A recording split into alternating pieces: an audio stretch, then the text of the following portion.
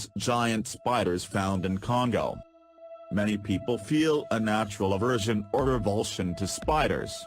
There is just something about them that seems to tickle at some primeval part of the deepest recesses of our brain and send some ancient, ingrained fear coursing through our veins. The mere sight of a spider can leave a lot of us cringing, recoiling, jumping away, or reaching for a rolled-up newspaper.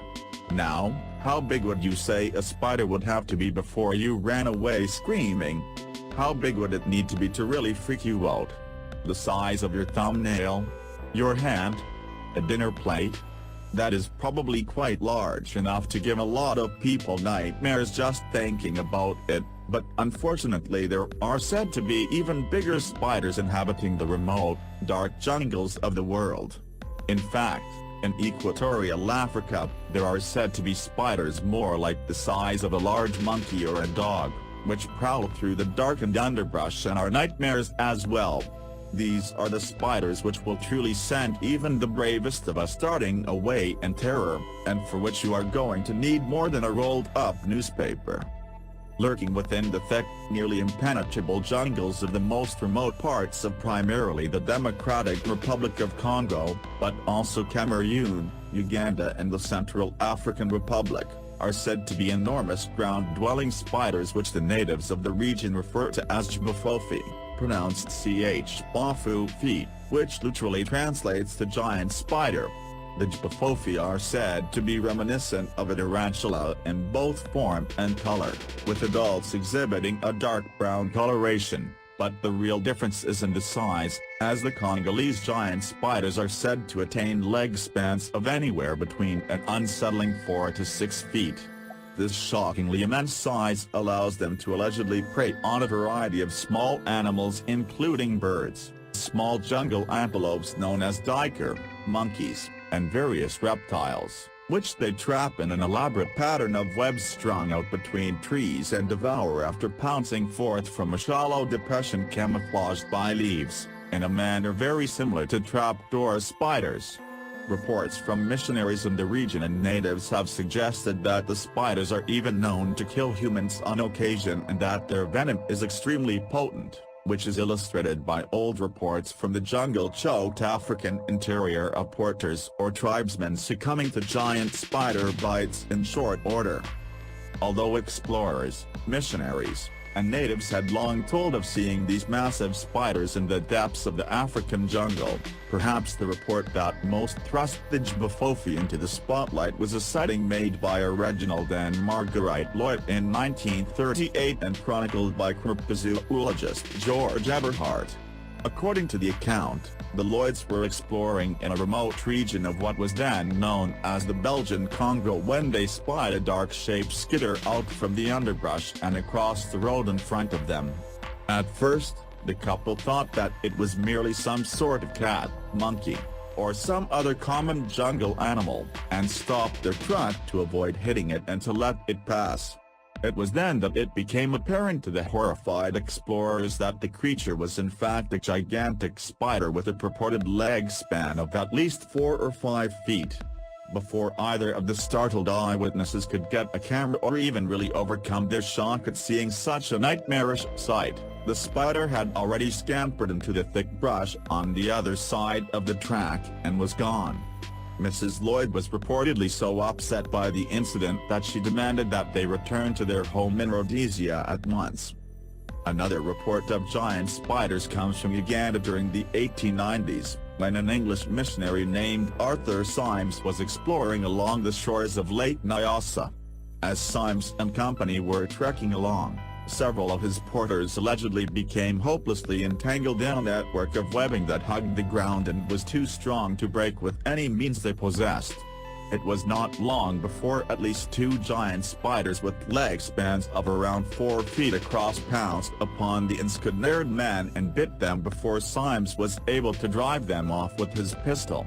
Moments after being bitten, the porters were reported to have become feverish and delirious, their extremities swelled up considerably, and death followed shortly after. There are also accounts of giant spider sightings from several expeditions into the region in search of yet another cryptid, the saurian, dinosaur-like Mokelm beam. Such expeditions often heard stories from the natives about the Fofi, or even saw the spiders themselves. In fact, one naturalist and cryptozoologist, William J. Gibbons, was able to glean more detailed information on the Fofi during one of his many expeditions to the Congo in search of the Mokelm beam.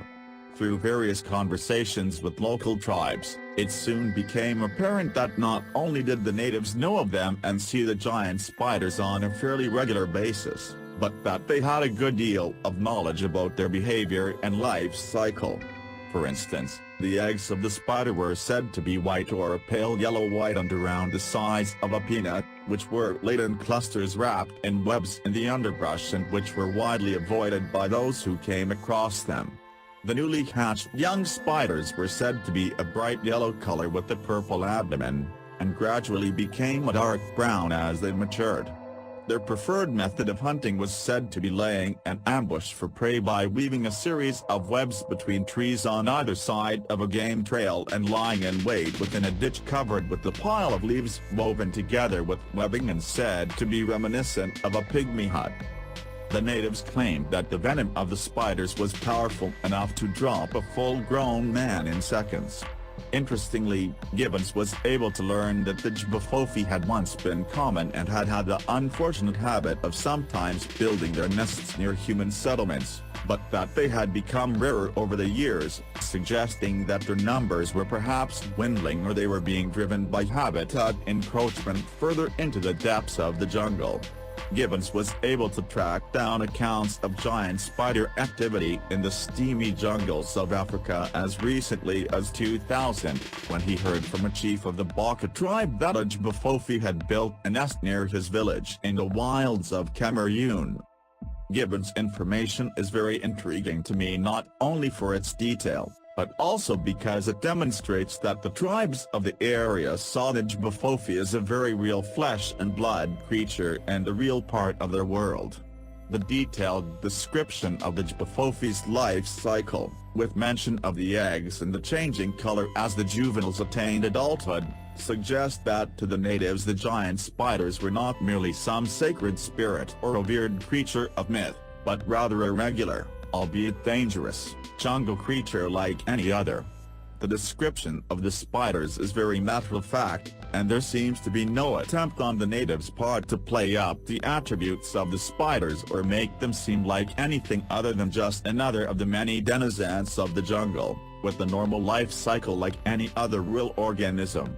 Besides the fact that no such spider has been documented by science, there seems to be no reason to assume they would be lying about such things, and this has all of the hallmarks of an ethno-known animal, or one that is known by natives or locals but is not typically yet formally recognized by outsiders or science.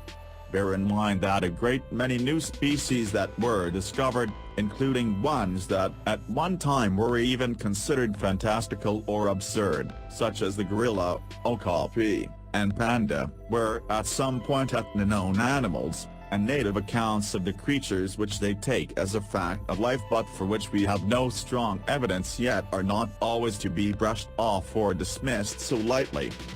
The problem with the tales of such colossal spiders prowling through African jungles to me is not that sightings are few and far between nor that we know of them mostly from native accounts, nor even that we have no real physical evidence for them.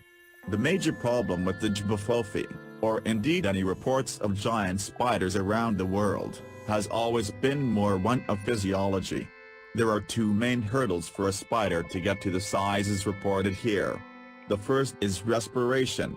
Spiders have either book lungs, which are respiratory organs consisting of stacked alternating air pockets and tissue, or a tracheal respiratory system consisting of a network of small tubes that branch out into the body, which is present in many insects as well. Many species of spiders have both. Yet the problem with these methods of respiration is that neither one of them is particularly efficient for exchanging atmospheric gas when dialed up to large sizes, and this limits the sizes attainable by terrestrial insects and arachnids. Many readers may be thinking already of the numerous giant insects that once roamed the earth many millions of years ago, but there was far more oxygen in the atmosphere of those days which could compensate for this inefficiency, and even then there were no spiders as large as is claimed with the Fofi.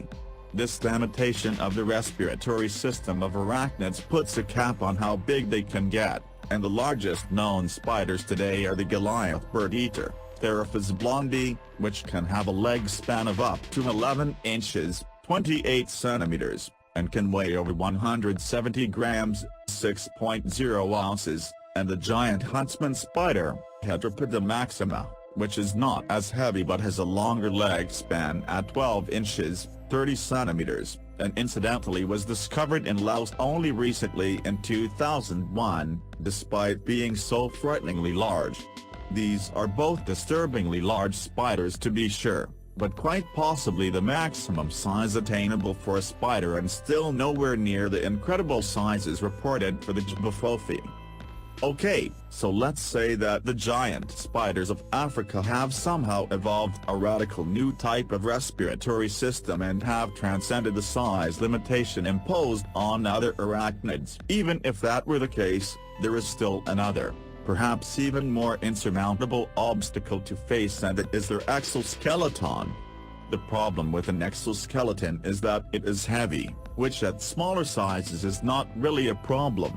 However, muscular strength is largely a function of the width of the muscle at its widest point, so as an arachnid gets larger, the factor that determines its muscular strength, the width, grows in 2 dimensions as the exoskeleton grows in 3 dimensions. To put it simply, the weight of the exoskeleton is growing faster than the strength of the muscles that support and move it. What this means for the spider is that its exoskeleton will at some point become too heavy for it to carry or for it to even move. It is a formidable challenge for any arthropod, a creature with an exoskeleton, to overcome if it is to become very large.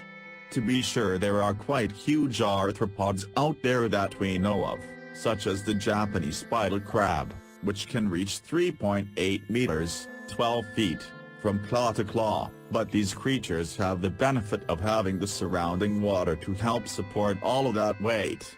There are indeed also enormous terrestrial arthropods in the form of the coconut crab, which can grow to up to 1 meter, 3 feet 3 in length and weigh 4.1 kilograms, 9.0 pounds, but this is quite possibly the largest size physically possible for a land-based creature with an exoskeleton, and anyone who has observed a coconut crab in action will notice how incredibly slowly they move.